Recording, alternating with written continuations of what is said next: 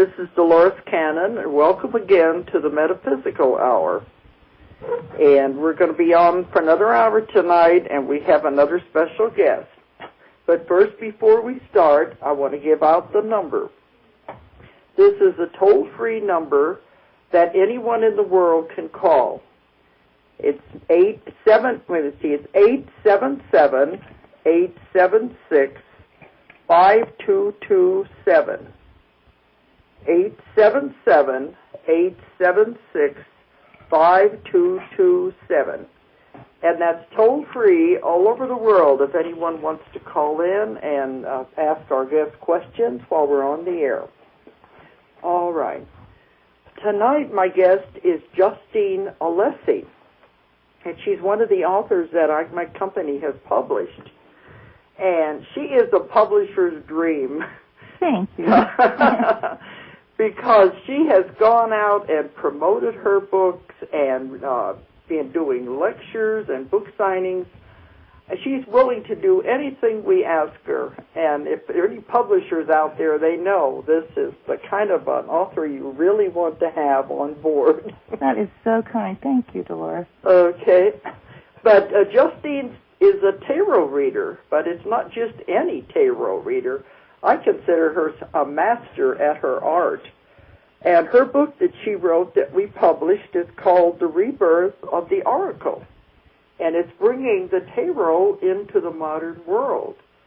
Because as everyone knows, the tarot has been around for thousands of years, but most of the definitions refer to the olden times.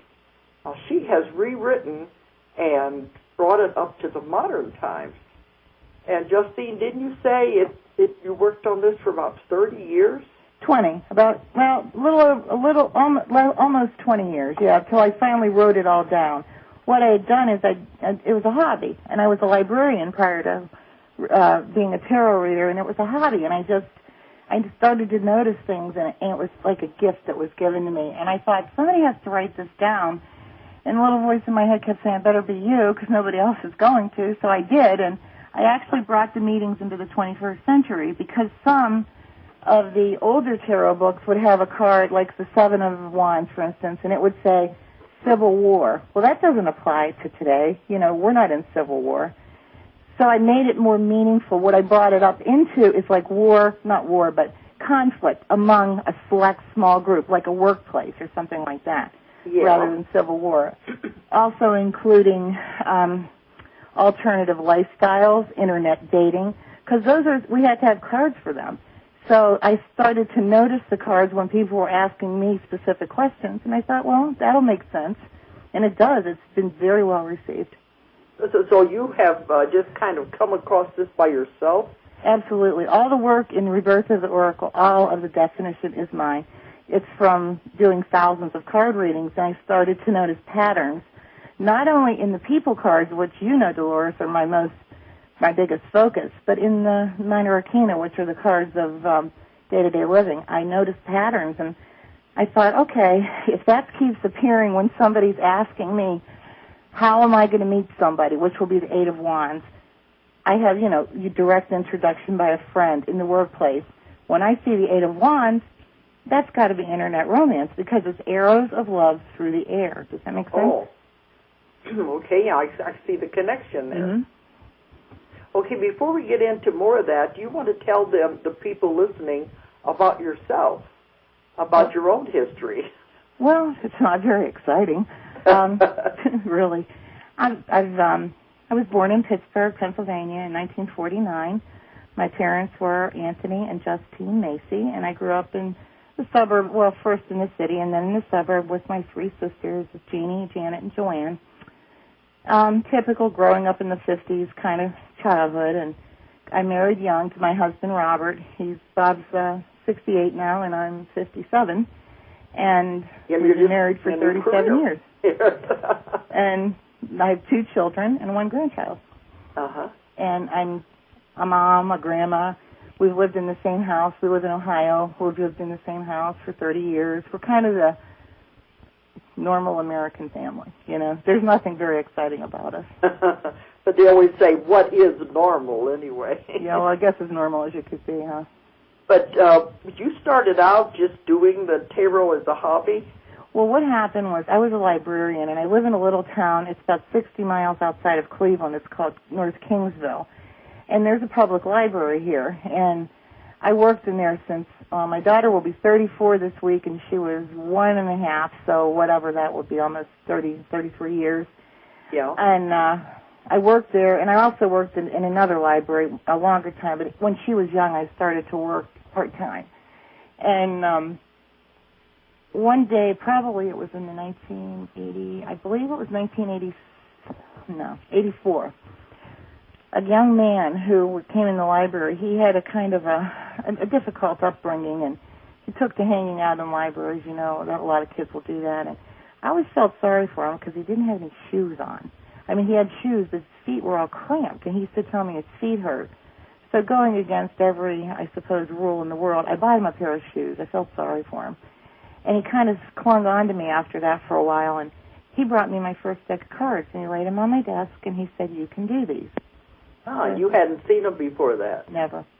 And so I kind of, you know, had heard of them, but, you know, I grew up in the 60s, but no, I wasn't real big into anything metaphysical. I was just your normal Italian Catholic girl, you know. Okay. And working in, you know, the steady job and going home when my kids were home and work part-time, the husband worked. Like I say, the typical family. Well, yeah, I've been there on that, so we've all been through that part. Yes. And so I just, you know, he gave me the cards, and I was like, I know what these are. And it was a familiarity, I should say, more than a knowledge. I just felt what they are. And I could read them. I don't know why, but I could read them. And to the place where it was almost a little bit of frightening to me at the time. I was in my late 30s, and I was like, wow, how come I know this? Because you hadn't had any classes or anything. Nothing. What happened today is he brought him one of the mothers. I was doing a story time group, and one of the mothers came in. Her name was Cheryl Gray, and she had twins, little kids, and she said, she said, oh, tarot cards. And I said, yeah. I said, do you know anything about them? She goes, sure, let me show you how to lay them out. Oh, okay. And she said to me, she said, there's a book called The Tarot of the Bohemians, which at the time may well have been one of the few tarot books in existence. And I got it, and I read that, and that was the only book I ever read. And she told me, she showed me, we were sitting in her kitchen one day, she said, just they'll talk to you, just let them talk. She was a Native American Indian. Yeah. And it was true, and they talk. They absolutely, I don't mean, you know, Dolores, not like I have voices in my head, but they really, thoughts roll out of the cards into my mind. And they're seldom wrong, but they're seldom, if ever, wrong. Tarot today has to be, my goal is actually to bring the tarot back to what it was originally meant to be, which is a tool of enlightenment. My goal is to erase the stigma of the charlatanism and the carnival atmosphere, to be sorry? And all of that, you know. Well, yeah, I want to tell people, you know, there's so many people out there who have destroyed what I consider a beautiful tool of enlightenment. It is. It can tell you anything you want to know. All you have to do is ask it. And it appeals to the subconscious. And over the years, you know, I'm sure, I mean, I live in a small town, and we've got people who get arrested with bunco because they tell people, you know, if they buy this rock that they picked up on Lake Erie, because it's where I live, it'll change their life. Well, that's not what a tarot reader does. You have to understand, and you have to be very compassionate. Yeah, we get those things in the mail all the time, you know. Right. To be lucky stuff if you send something back in. Of course, they always want money. Right, and that's not what tarot is about. Tarot, actually, to read cards, what the tarot will do, it will tell you the way your life is going to go in any given situation if you just leave it alone. However, realizing the tarot is based on the tree of life, you may be at a place on the tree of life that you don't want to be. You have absolute power to change it because the strongest force in the universe is free will. So if you're in a place, say, I get a lot of relationship questions, and I'll have people who repeatedly are in negative relationships or won't get out of them. And my journey is not to tell them to get out of their relationship, but rather to say, if you stay in this relationship, this is what will happen. However, if you leave it, this is what will happen. They have to pick. You, as a reader, you cannot choose for people. Yeah. But that's one thing, I know, too. I know something about the tarot, but I also know you're not supposed to read a lot of negativity either. Oh, absolutely not. One of the first things when I teach tarot classes, I say that everything's in the delivery, everything. And if you look at Rebirth of the Oracle, especially like people are, they worry about card readings. And the first time I do anybody's cards, I sort of have like a canned speech. But I want them to feel comfortable. And what I say is the first time I do anybody's cards, I like to explain them. These are tarot cards. You will control this reading by asking questions. When you say you will control the reading, they're immediately put at ease because I'm not going to jump out and say something awful. If you ask me, I'll tell you the truth. I will always tell you the truth. But if you don't want to talk about whatever it is, I'm not going to talk about it. And then you say, these cards will tell you the way your life is going to go in any given situation if you leave it alone. However, you can always change things. The tarot will give you the path. You can ask me anything you like about yourself and those closest to you regarding love, health, work, money, career, travel, anything at all. At that point, I pull out the two cards that frighten people. One is death and one is the devil. Yeah, I'm not God. I don't know who's going to die, and neither is anybody else. And I tell my clients, if you encounter a reader who says you're going to die, get up and walk out for two reasons. One, they are assuming the power of God, and that isn't who they are. And secondly, they don't know anything about the tarot. What the death card really is an event.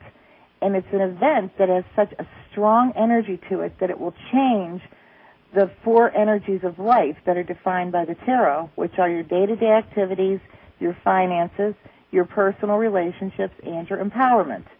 Therefore, marriage, divorce, having kids when they grow up, moving across the country, changing careers.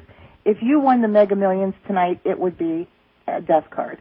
That's what it is. It's nothing else. It will change everything. Well, the way I was taught to read the tarot, too, is that the death card means the death of a situation. Right, because you're going through, and it's a big situation. I always tell people, like, if you're a nurse at Hospital A and go to be a nurse at Hospital B, that's not a death card. However, if you're a nurse at Hospital A and decide you're going to go to the police academy and become a detective, that's a death card. So that's that big of a change. Yeah, and a lot of people have things in their life, their situations, and it's the death of a situation and the rebirth of something totally new. Something new, something like that begins again. Uh-huh. And the other one's the devil. A lot of fundamentalists will say things like, oh, you're evil, the tarot's evil. Well, I'm not evil, and neither is the tarot. It's the devil card that it is.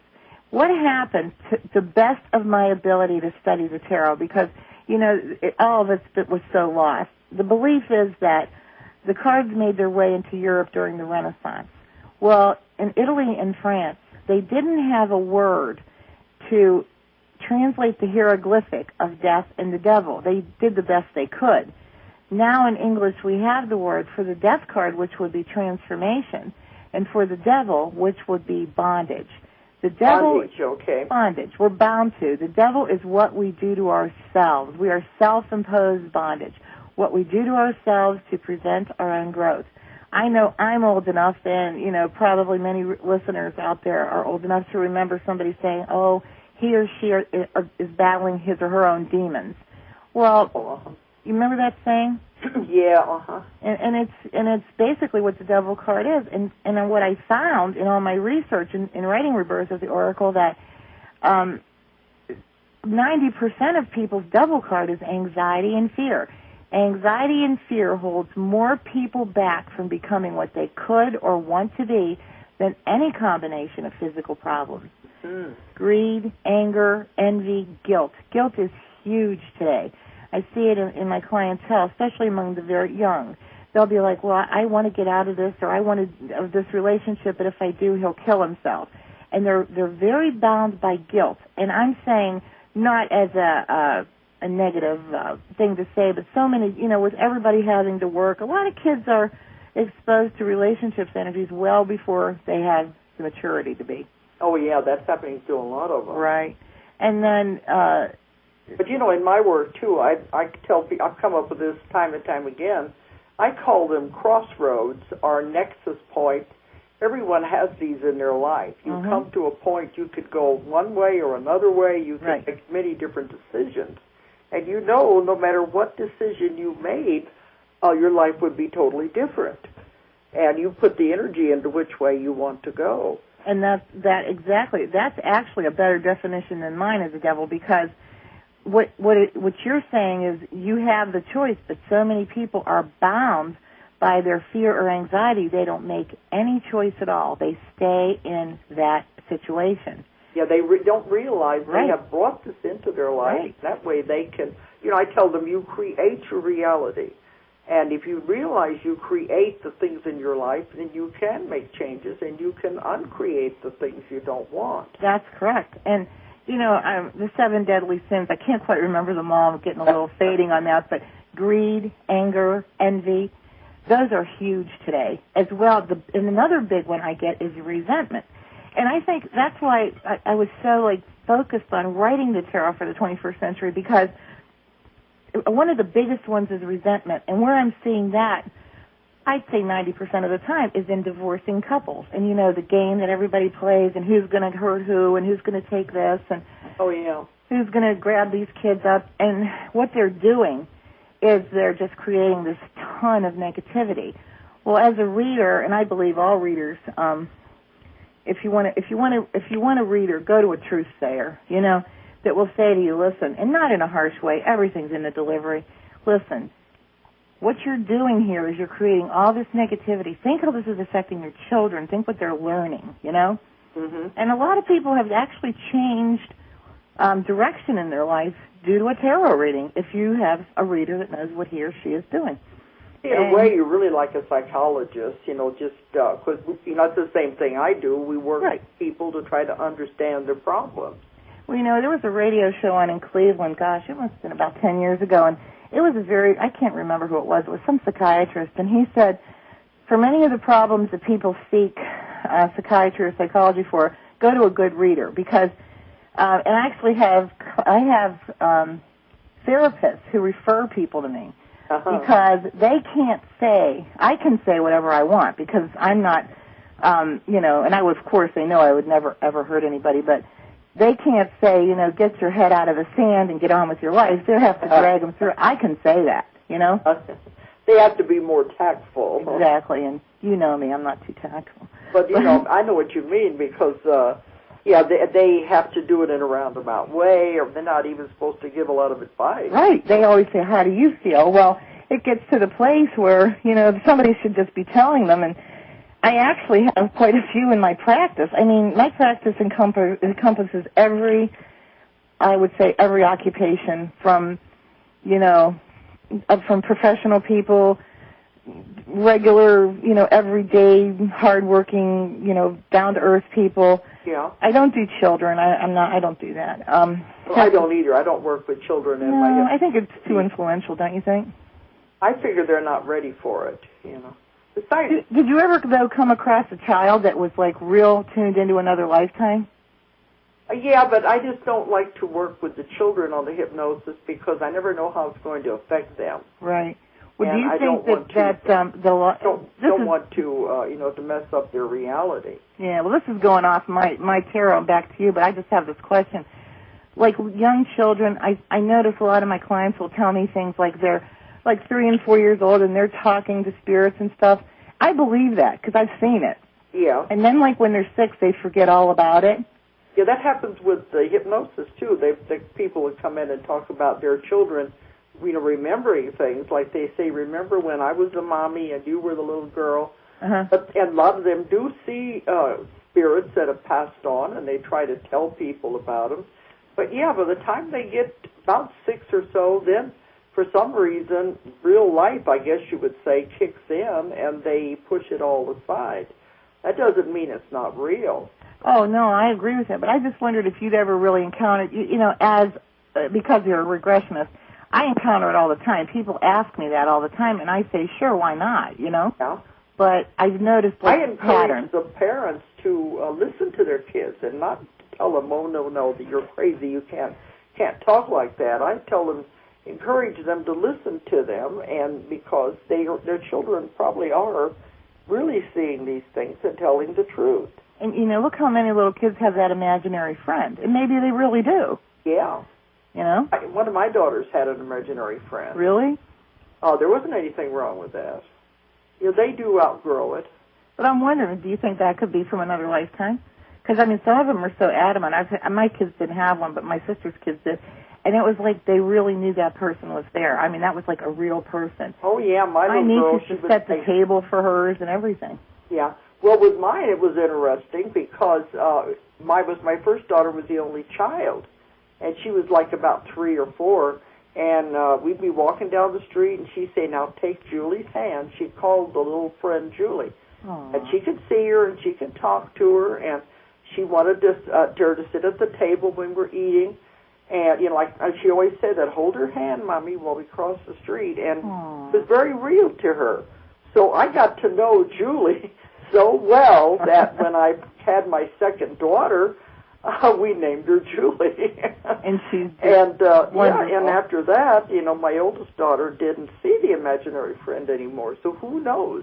Well, that's what I'm saying. Maybe the two of them were spirits in another lifetime, and they came back to be together. It could have been the spirit of the second daughter was there already, and, you know, waiting to be born, and then the oldest daughter could see her. Who knows? Well, just for your listeners, FYI, Dolores has wonderful, wonderful daughters. And I've gotten pretty close to Julie, and she is a little will-o'-the-wisp spirit, isn't she? But, you know, that's one explanation. Yeah, anyway. Sure, and it makes all kinds of sense. What made you just named it that way because Nancy wanted her to be named that, or you just thought, I'm gonna? No, because I got so used to hearing the name. Oh, yeah, it made it a lot easier, huh? Yeah, but I had one man, lived out here in the country, and he wasn't exposed to a whole lot, and he was telling me that his daughter had an imaginary friend, and he said, "I think she's crazy." Aww. Oh, that's not the way to look at it like that. Because metaphysical people, a lot of kids have that. It doesn't mean they're crazy. They can just see more than we as adults have shut all these things out. You know? Metaphysical people, we look at people differently. Many times I've told people, especially kids that have been labeled like, "Oh, you're, what's that word they call them, ADD." I say, "You're not ADD. You're just different." You know, people they don't realize the harm labeling does. I'm pretty much of a liberal when it comes to all that stuff, and I love the Indigo Children. Have you read it? Oh, yeah, I know some people who have written those books. Yeah, oh, yeah. But, yeah, I forgot who I was talking to. You know everybody. I don't that either, and I certainly don't agree with putting them on Ritalin. That, to me, is horrible. But there's just, people think because you're outside the box that you're, that there's something wrong with you. I remember, all my life, I always knew what was going to happen. I did. I would get these feelings, and they were very distinct in my solar plexus, and I could always tell what was going to happen. And I'll never forget, because I was married very young. I was 19 when I got married. And one time when I was 25, Bob and I were we were putting up pictures on the wall or something, and I was telling him something, and he looked at me real oddly, and he says, "Do you think everybody's like you?" And I said, "Yes." I didn't know, because when you grow up sheltered like we did then, you just assume everybody does the same thing as you. And only at 25 did I realize I wasn't like everybody else, that everybody couldn't see into the future. I could always see into the future. Maybe this is why it made it so easy for you to do the tarot. I believe it because, quite truthfully, I don't really need the cards. I use them because they're a wonderful illustration so that they put a barrier between myself and my client. Well, they're a tool. All of these things are just tools anyway. Right. And then you get all the specifics. If you read the cards, as far as looking at them, you can actually pull out a card and say to somebody, "See this card?" I'll use the Seven of Swords, for instance. In the Universal Waite deck, it pictures a man kind of looking over his shoulder, and he's got, like he's kind of slipping away. It looks like he's stealing. Yeah, that card to me has always been hard to interpret. And now, see, to me, it's one of my favorites because you interpret the swords 3 ways. You interpret them physically, mentally, spiritually. Physically, somebody's going to steal from you, or vice versa. Mentally, somebody's like taking your power, or taking, like at work, say you work for the boss and you come up with everything and he takes all the credit, like that. Oh, yeah. Mm-hmm. And spiritually, you're allowing people to steal your spirituality, to lead you down a path, or doing it to yourself, actually. And so there's a lot of interpretations on the sword cards. And what I can do then, if we're saying, if I say this person is taking away all your power, I'll pull that Seven of Swords, and especially using the Universal Weight deck, which is what we illustrated the book with, is you can see it's a theft card. I mean, it'll make sense to you. And then you look what's next to it and what the story's telling you. And it's amazing what you learn about people. And a tool for me as well as for them, because when it's laid out, I'm able to do time frames and descriptions, etc. And I wouldn't be surprised if you might have had a past life as a gypsy or someone who used the tarot were able to see the future, because, like you said, it came so easy for you. Well, I had this vision one time. It was the first time I opened the deck. I don't think I told you this.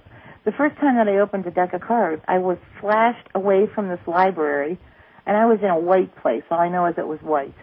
And I looked down, and you know how when you sit, you can only see your lap? That's all I could see of myself. And I had a dress on, a long dress, and it was kind of a very coarse, I shouldn't say coarse color. It was a tightly woven cloth, but it was like a coarse color, like a purplish that's not like we would have today. Yeah. And there was a table in front of me, and it was very ornate, and there was 2 golden chairs, but I couldn't see anything but my own little spot there. And there were cards on the table, but they were not my cards, not like what I had. They had little symbols on them.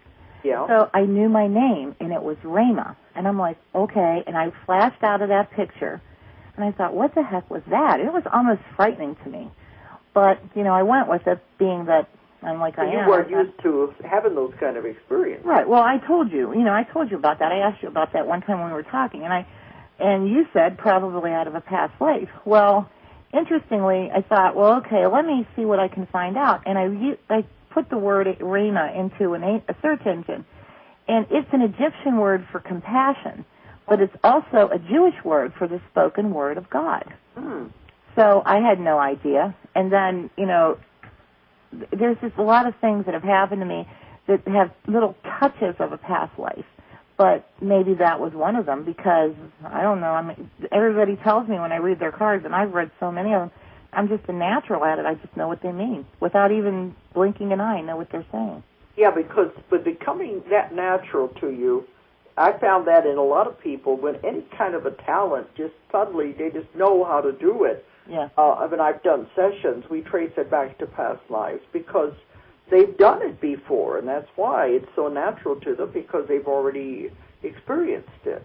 And what I also find kind of interesting is I was always an attention deficit child. I was intelligent, but I was bored very easily. That's what I tell their parents. All it is they're bored. Right. There's something else to do that'll challenge them. And when I worked in the library, I did it for 20-some years, and I liked it, but I didn't love it. I love to read cards, because every client is different, all the stories are different, and it's actually almost like I'm in it with them. And I've had some clients, they've been coming to me for years. You build like any business, you build like what you do, whatever we call what we do. We build a following. Yeah. But I wanted to talk, if you don't mind, about the court cards. Is that okay? Well, I had a few questions first, and okay. I wanted to bring in here before I forgot about them anyway. But let's go a little bit into the history of the cards. And now, the way I understand it, they go way back to Egyptian times, don't they? Well, that has been very disputed. I believe it. The problem has been the Da Vinci Code. In fact, last weekend I was in California with Margaret Starbird, who wrote The Woman with the Alabaster Jar, which is the basis for the Da Vinci Code, the story of Jesus being married to Magdalene. Well, there was a tarot deck from Italy, probably maybe 14th century, and it began, I can't say the word because it's a long Italian word. I think it's Grigioni deck. And she goes through it in her one thesis, which is the tarot trumps in the Holy Grail. She relates each of the major cards to a step to the step in the life of this marriage, and she says that the tarot is the catechism for the Grailists, who were the people that believed that Jesus was married to Mary Magdalene, and it was hidden within the cards. My theory, and everything's a theory, but when you read her book, it makes perfect sense. But looking at today's decks, my cards don't have anything to do with Jesus and Mary Magdalene. They have to do with us now, today. My thought was that perhaps, they did come from, it's very shady because, or very cloudy rather, because the great library in Alexandria burned down. Yeah. And all the wisdom was held there. So everything is a guess. There's no proving any of it. However, I believe, truly, because of that Rhema experience I had with those symbols, and just because of, I just know, does that make sense? That, that there were probably been tarot cards around for, centuries as a tool of enlightenment or as an oracle, but I would believe my thought would be, and I don't know if I'm right, that perhaps the Grailists did indeed create a deck of their own so that they could hide their message in it and it would just sort of get lost in the masses, Yeah, but I do know that during the Inquisition, that's what they did. Oh, yeah, and during the Inquisition, I would have been burned at the stake because anybody prior to the Inquisition, and a lot of this was, the Roman Catholic Church was, it's political. It was all that in those days, the Crusades and all that. And anybody that could, prior to the Inquisition, people who do what I did had a patron saint. At the Inquisition, the church built, I can't remember, 6 million women or something like that, for practicing these arts, like that we were a cult. Well, I've met you, you've met me. We're obviously not a cult about anything. We're just regular women, But we have a gift, and that's the key. We have a gift. Mm-hmm. But what I've heard, though, during the Inquisition, they did use some of the tarot cards to hide messages in them. That's what Margaret Starbird says. That's what her whole thesis is. They used them, sometimes they would pass a card to someone, and it would be a message that would be with the card. This way they were able to do it without being noticed. And I agree with that, but I still kind of have my belief that they did come from the Egyptians, and yes, there was probably decks created for different ideas, like the Magdalene theory. I agree with that. But I also think that if all the cards was to talk about the marriage of Jesus to Magdalene, I don't think that's what they are. I don't think so either. No. In the work I've done, I did the Jesus and the Essenes book. Right, I love that book. I also printed the book called The Essenes by this couple in England. Well, what we found was that Mary Magdalene was actually an Egyptian priestess, and she was trained in Egypt in all of the mysteries and the secrets. And so they call her, the Black Madonna. They say her skin was dark and swarthy. If there's so many, we'll never really know, but I'm with you on it. I think it's, that's the whole, that's that part of it. That's why I believe that she would have had, the knowledge of the cards going all the way back, because they were taught these kind of secrets. Right, because they were the high priestesses in the temple, and they had the gift. From what I had learned, now there's a lot of people out there trying to disprove it, but, I'm long past the point, I think as we get older, and I don't care, you know what I mean? To me, wherever they came from. Yeah. I know what they do now, and what they do now is they open the Akashic record. I absolutely know that, because so many times I will see things in a person that I have no way of having any idea. I know the Akashic record is open through the tarot. Mm-hmm. And you're going to either guide them, into, perhaps it's from a past life, because Buddha always says, if you have a problem, just, meditate and say, what did I do before when I had this problem? Because our lives, you're the one, of course, you're the expert on past lives. We've had these problems before. Yeah. And we know how to fix them.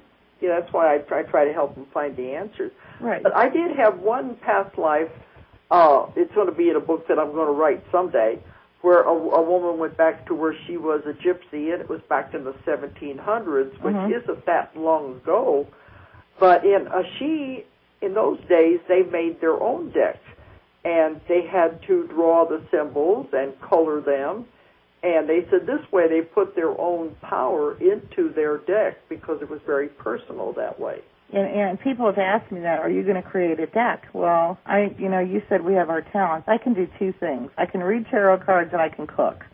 Aside from that, I can't draw a straight line. So I don't think I could ever draw a deck. But Yeah, but I find most of the decks seem to be based on the 1920s Rider-Waite. That seems to be the one that people just respond to. It's a good teaching deck for anybody that's listening out there. If you want to learn the cards, the pictures on them are just so wide open, and they talk to you. And they're the ones I used to teach, because after you learn the Rider-Waite or the Universal Waite deck, they're the same. The Rider-Waite and the Universal Waite have the same pictures. However, the Rider-Waite only is colored with 4 colors, and the Universal Waite is colored with many colors. They're just brighter and prettier. That's why I like them. Okay. But they have messages in them, and the message is the same. That's why I mean it's an oracle. If you and I or anybody out there, we all chose one card and looked at it, we would all arrive at similar conclusions. It's the way it is. It's an oracle. But, you know, before we go on to the other part, there's another card that a lot of people have a negative feeling for, and that's the Hanged Man. Right. And, you know, they always show it in the movies when their gypsy is doing the reading, and these are supposed to be very evil cards, the Death, the Devil, and the Hanged Man. Again, the connotation. That's not a bad card, is it? No. That's a connotation from the Inquisition.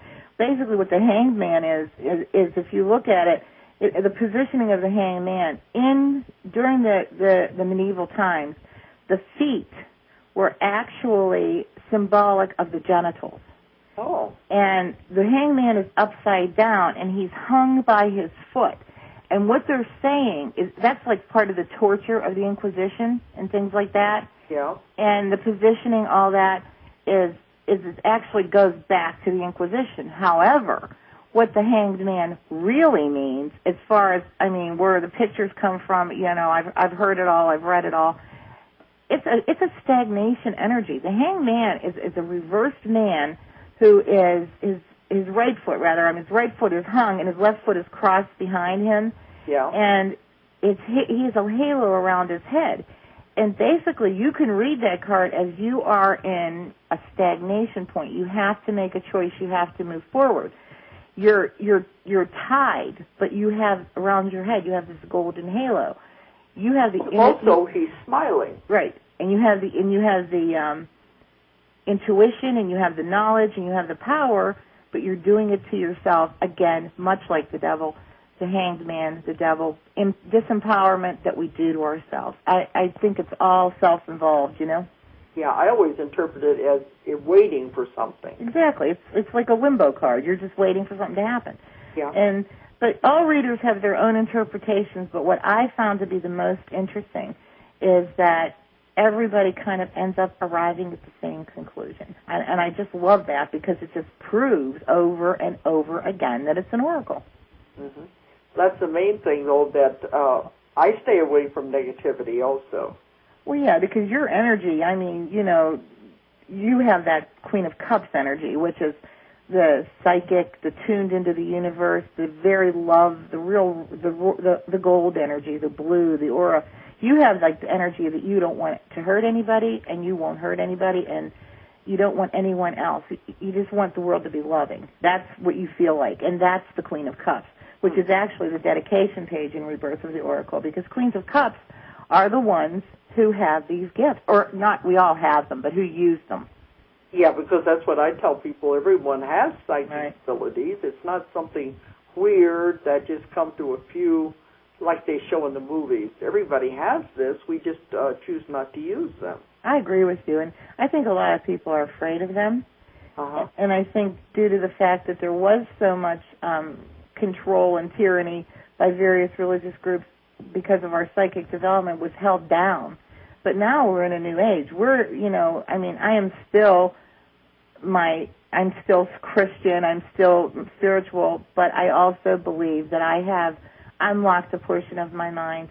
You have, many people have, and other people look at us, you know, like, wow, what's wrong with them? There's nothing wrong with us. I think we're just a jump ahead as far as using the next corner of the mind, you know? Well, that's why the one I had on my program last week, and you will meet him when you come to the conference, was Father Pat. He was a Catholic priest for 18 years before he left the church. And he was trying to say the same things, is that you can combine religion with metaphysics, the spirituality, and it's like a bridge. You can do it, and you don't lose anything either. A lot. What I found, and I mean, I don't know if this is just peculiar to the area that I live in, which is, you know, the Midwest, but a lot of people who are into metaphysics are they're all very good people. I have to say unequivocally, all of them are good people. Yeah, I haven't met anyone that's bad unless many of them are lapsed Catholics, and I have noticed that. Yeah. So they have the background of, you know, what we were taught, strong, you know, belief in the beauty of the Virgin Mary and, you know, the saints and all those things, which go all the way back to the pagan times. They go to Isis, they go to the gods and goddesses, and they're brought up into Christianity. But I think that what's happening now is the doors are opening wide, and everybody that I know who is like I am has a deep spirituality, would never want to hurt anybody, which I think is the greatest, you know, love one another. But we just open a new door. You know, you've been doing it for years. Yeah, the main thing is karma, you know, not to hurt anyone. Right. And, you know, to do the very best you can. Right. Oh, I want you to go into the code card cards, but also remember I'm going to have to watch the clock because I'll have to stop at a certain time. Okay. I'm looking. I have a digital cross me. It says 8:39. Okay, before we do, I would like you to tell people about the man that, I don't know if you want to mention his name or not, the man who you did the reading for, and then he won the $1 million on the, you know, Who Wants to Be a Millionaire. Sure, I'll be glad to tell him. What it was, his name is Bob Essig, and he doesn't mind. Actually, his blurb's on the back of my book. And Bob is my daughter's age, about 34, married to his wife's name is Stacy. They had a little girl. And he used to come to get his cards read, and he worked as an IT person at University Hospitals of Cleveland. And he would come and get his cards read with his wife, and he always had this Ace of Pentacles directly in front of him. And when I did the numbers with my mind, which I couldn't go into over the phone, I always said to him, this was several years ago, probably when he was about 30, I said, Bobby, before you reach the age of 35, you're going to be a millionaire. And he'd look at me and laugh, and he'd go, how? I said, I don't know, but it has nothing to do with luck, nor is it inheritance. And I never think about TV shows. Who thinks of that?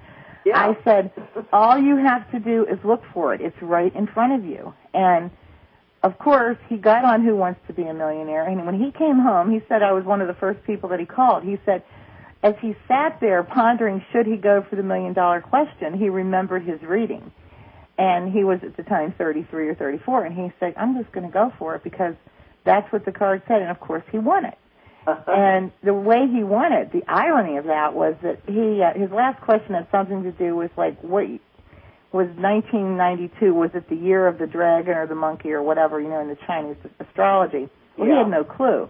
So he phoned a friend who was his father-in-law. His father-in-law's brother had been to a Chinese restaurant that day, and it was on that paper placemat.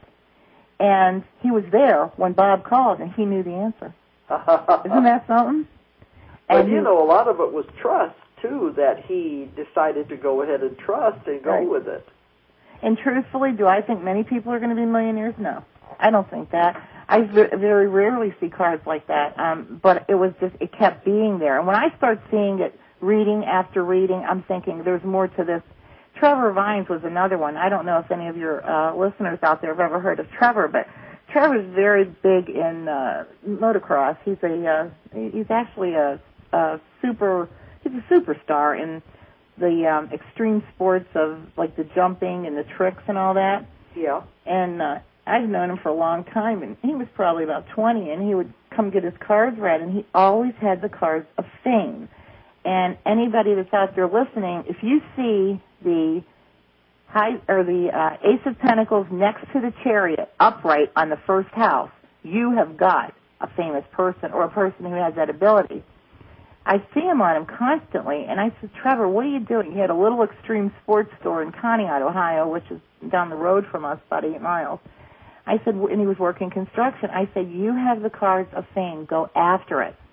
So he'll tell everybody, you know, to this day we remain friends, and he says, I just got tired of listening to her complain. He said, so I put my dirt bike on the back of my truck, and I went to L.A. Well, he's one of the top in the world. He's like one of the original motocross. I forget what they exactly call it. I'd have to look on my book. Freestyle. That's it. I couldn't think of the word. Freestyle motocross riders, and he invented a lot of things, and he's still there. He does the X Games and travels the world, and he always gives credit to the tarot, and he comes and sees me regularly because he wants to make sure things are in order. Yeah. But, you know, when you get something like that, like with the Bob, and then they keep saying they're going to be a millionaire, do you ever question that and think, well, no, this is impossible? Nope. One of the biggest things about being a Queen of Cups, which we are both, is that we believe in magic, and we believe in everything. And I'd see something like that. It's so rare that I would see something like that. Most people end up with, like, in their lifetime as far as money goes, there's kind of two, I want to call two positionings. One would be the Four of Pentacles, which is kind of like you have to hold on tight to your money. You know, you live pay to pay. It's a little difficult, but you get by.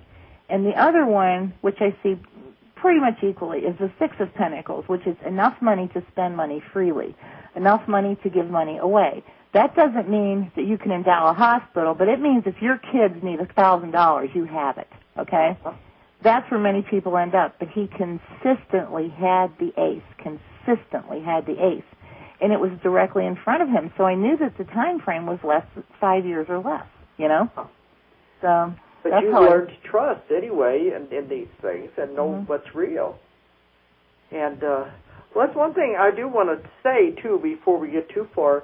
You know, we are going to have the Transformation Conference coming up, and this is the first one that my publishing company has done where we are going to be featuring our authors. It's so exciting, especially Gandhi. Well, I'll have more about it before we close, but this is the 3rd and 4th of June in Fayetteville, Arkansas.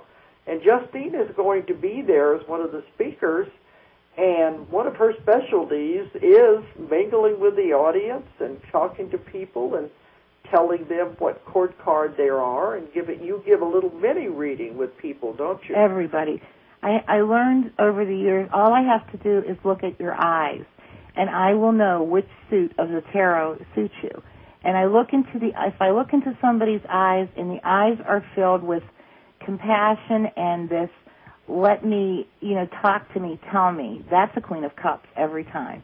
If I look into somebody's eyes and you see, I will take care of everybody, I'll take care of you, you feel safe, that's always a wand energy. You look and you see the spark of creativity and intelligence, and that's a pentacle. And you see that little glimmer of adventure and that little bit of boundary setting that goes with it, that it's antithesis of adventure. You have a sword. And I'll be honest with you, I've probably thousands of times, I can do it on a bus. I'm never wrong. And if you question it, then you look to the next place from the eyes is you look at the mouth. And the mouth will tell you everything. That's how I do it. And it's so far, well, we were together at a trade show. Yeah, I've seen you work, and you're fantastic. Thank you. But what about the mouth? You mean they're smiling? Well, yes, the mouth is very important because a lot of times you'll see like a set to a mouth, and you'll know if the set says sword or if it says pentacle. Queen of Cups, which you and I are both, so I can do us real well. We have the kind of a mouth that we look happy. We look like we're happy, even when we're not. You know what I mean? Okay. That's always the Queen of Cups. We want people to feel good, that we're the feel-good queens, and we try to help them find their path. And on women who are like Queens of Swords, for instance, you'll find a kind of a stern set to the mouth. There's no nonsense energy to their mouth.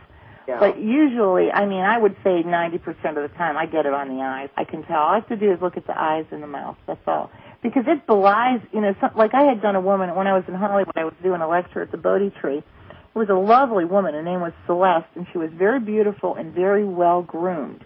Well, because the Pentacle people are always very neat about themselves and they like nice things, you'd look at her and think she was a Queen of Pentacles until you look in her eyes, and you know right off the bat she's a Queen of Cups. Oh. So I demonstrated that for my workshop. I said, what does everybody think she is? I said, no, look at her eyes. She's not a Queen of Pentacles. They say Queen of Cups. That's right. Because there's that softness and that kind of like an invitation to talk. That's the Queen of Cups. But a lot of people, the readers might not be able to pick up on that. I think it's actually a gift that I have. It's a gift. These little subtle things that you would pick up about people. Yeah, it's honestly a gift, and I can pretty much say I've never been wrong, not yet. And I've done it thousands of times, and people are like, wow. It's because I've seen you work a crowd, and you do it so fast. There's no time to even think about it. You just come out with it. Like anything else, you do it so many times, it's sort of what you do, That's the way I see it. Yeah. But, people frown a lot. Does that mean a certain kind? No, sometimes with the frown, if you see a lot of sadness, I can pretty much look at a person and know what their issue is, just the way they feel. I get a lot of, I want to say vibratory energy. I'm very much a medical intuitive. I always have been. I can almost look at somebody and feel where the hurt is if they have it. But when it's heartache, I feel it the most. I can feel it. And I don't know why, but it's empathy. That's different than the cards, but you probably use it with the reading also. Absolutely. I pull in the tools, I believe, of intuitiveness. Yeah. And body art, body language, and it's the eyes. And then I kind of use, I have a gift, I guess, that I think is a little bit more than some people have. I just can feel people, and I've always been able to do that, and I thought everyone could do that. I didn't know they couldn't. Yeah. Well, they probably can, they just don't. But do you use that intuitive about the medical? Do you put that in with your readings also? Sometime when I look at a reading, there was a blurb that we didn't have room to publish. It was about one of my clients, and she's at a nursing home. She's a dietitian. Lovely girl, Queen of Wands. She'd do anything for anybody. I say the wand people, they're everybody's favorite. They're the healers, the caretakers, the nurturers, the teachers, the earth people. Yeah. They come directly from the hands of the Creator. And this woman had been coming to me for years, and she said, one day I looked at her cards, and I was kind of upset because there was an Empress reversed. You look at Empress, and there's a little female symbol, the circle with the cross on her.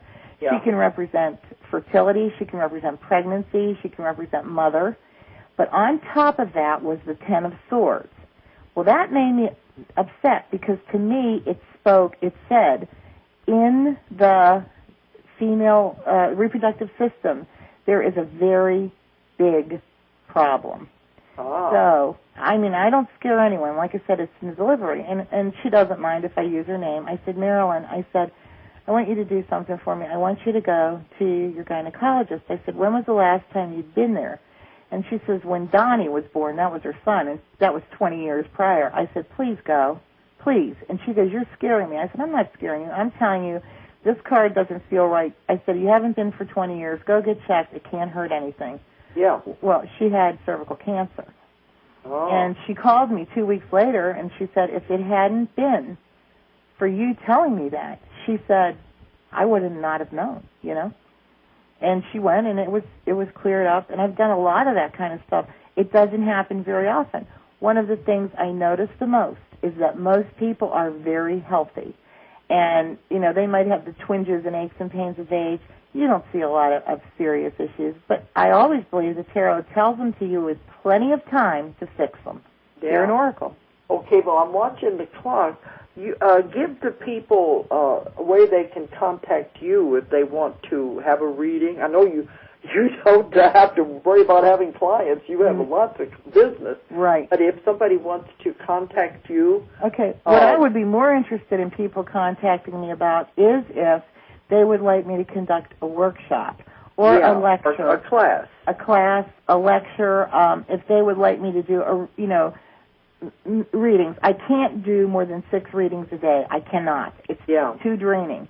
But you're willing to travel, and I'm willing to travel anywhere, and my fees would be my expenses, and then we would negotiate, the prices. I'm not a very high maintenance person. You know that. You've met me. Yeah.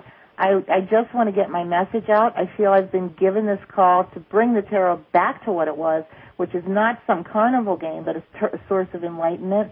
I'm very tuned into people. I would love to travel and teach. They can reach me through my website, which is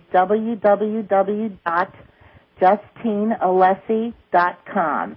JustineAlessi.com. Anyone can reach me through there, or at my private email, which is Justine Alessi at Adelphia, ADELPHIA.net. And my website is, on the internet. It's linked through your website, too. You could go to Ozark MT and find me. Okay. All right. Now, I just want to close with a few things about the conference. And we're going to put on the first Transformation Conference here in Fayetteville, Arkansas, at the Clarion Inn. And it's going to be June the 3rd and the 4th. And we're going to have all our wonderful authors are going to be there. And the keynote speaker is going to be the grandson of Mahatma Gandhi. So this is going to be a very good conference. And I don't think I'm saying that out of ego, because of those of you who have been listening have got a taste of some of the people who will be there and be lecturing, and it's going to be very good. All right, and if you want more information about the conference or about any of the authors and their books, you can call 1-800-935-0045. 1-800-935-0045, or check on our website, www.ozarkmountain. It's abbreviated, OZARKMT.com. Okay. Thanks. Could I also add that to contact me, they could as well do it through Ozark Mountain? Yeah, we can. There's a link. Okay, thanks for coming on the show tonight. It's totally been my pleasure, Dolores. You've been a wonderful, wonderful publisher. I want to say that so the whole world hears it. She does everything to make you happy. Okay. All right. Well, now we're going to have to stop because he's going to pull the plug. Okay. Thanks, Dolores. All right. Good night. Bye-bye. Good night. If you enjoyed the show, check out more of our other videos and be sure to subscribe and click the like button. Thank you for listening to the Metaphysical Hour with Dolores Cannon.